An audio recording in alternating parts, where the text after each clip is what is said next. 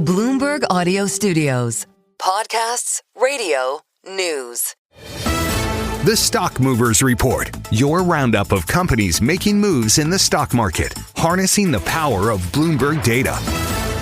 Let's take a look at some of the stocks on the move today. We can do that with Bloomberg's Christine Aquino. Christine, what are you looking at? All right, Paul, we're going to take a look at Nvidia today, of course. The ticker NVDA, those shares are up 2%. And we did hear from CEO Jensen Huang at the CES trade show yesterday. He's saying that the company's highly anticipated Rubin data center processors, they're in production, they're on track for deployment. They're looking at sending them to customers in the second half of this year. So digging more into this Rubin chip, right? Again, it's named after astronomer Vera Rubin. It is NVIDIA's latest accelerator. Apparently, it's 3.5 times better at training and 5 times better at running AI software than its predecessor, the famous Blackwell chips, of course.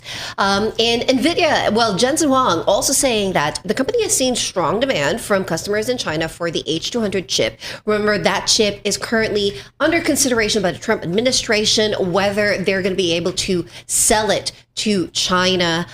So that's still pending, but Jensen Huang saying that there's already demand lined up for that chip. So sounds like all positive from NVIDIA yesterday.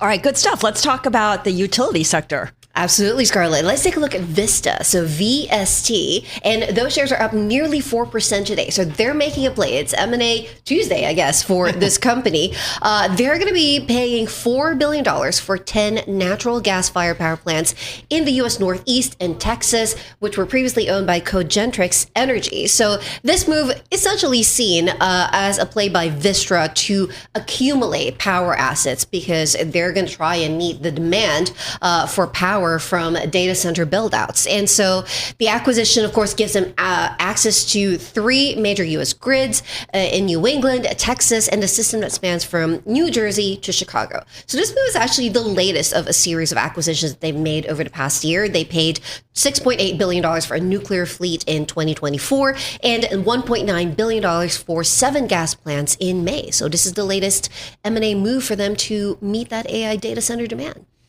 What else? Yeah, one more.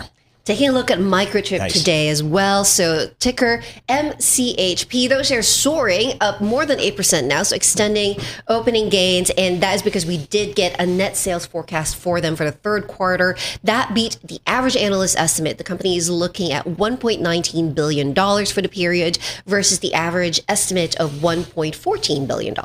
They also said that bookings activity was very strong in December. And Morgan Stanley analysts expecting the company's estimates to rise again in 2026, but probably less likely for 2027. Meanwhile, Cantor upgrading the stock to overweight from neutral. So a lot of good news to be had for Microchip.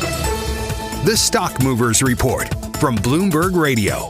Check back with us throughout the day for the latest roundup of companies making news on Wall Street. And for the latest market-moving headlines, listen to Bloomberg Radio live. Catch us on YouTube, Bloomberg.com, and on Apple CarPlay and Android Auto with the Bloomberg Business app.